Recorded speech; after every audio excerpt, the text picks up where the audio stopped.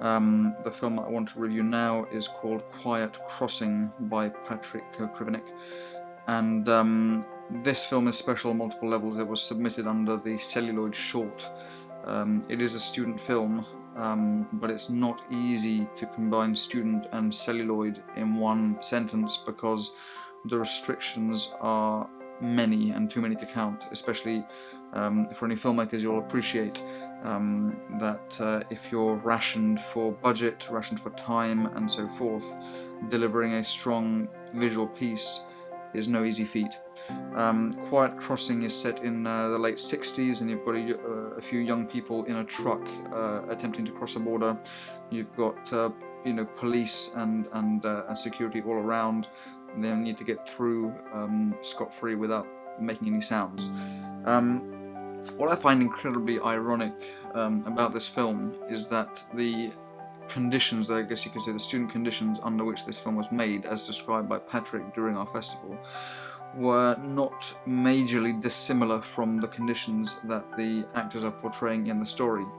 Apparently, obviously the film stock was very limited, but apparently they had to shoot blind, and what that means is they did not have a monitor to watch what they were shooting at the time, so they had to wait until the lab would show them the rushes before they knew, did we get the right thing. And if you're running with very limited stock, even if you send it to the lab and get it back, and if there's a mistake, you're not going to get that stock duplicated. That is basically wasted.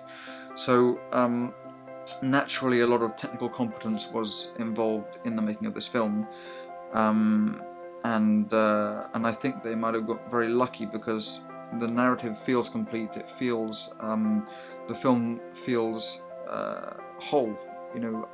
That every element of the arc of the narrative I think is quite clear in the film. I think the acting is pretty strong. There are certain moments that are incredibly suspenseful, but generally it's strong.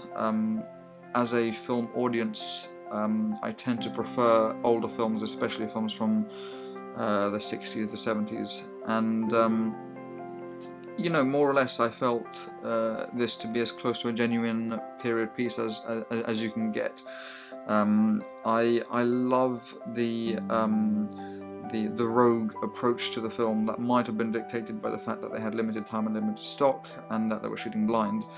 But I did feel the tension and the suspense in the making of the story that accompanied the tension and suspense in the story portrayed by the actors. I think the cinematography is very strong. I'm not just talking about the use of celluloid or the camera. I think it's lit very nicely and very powerfully, and I think the atmosphere all comes together very, very satisfyingly to me as an audience. So Quiet Crossing, yes, outstanding short film.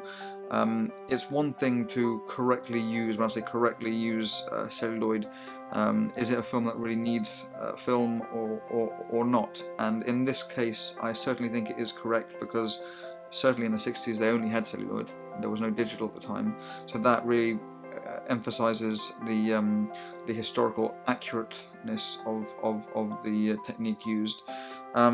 I think it's an outstanding use of mediums, an outstanding tribute to both old cinema, but also old techniques used in cinema, and an absolute nod to present day using film in the right way, in my opinion.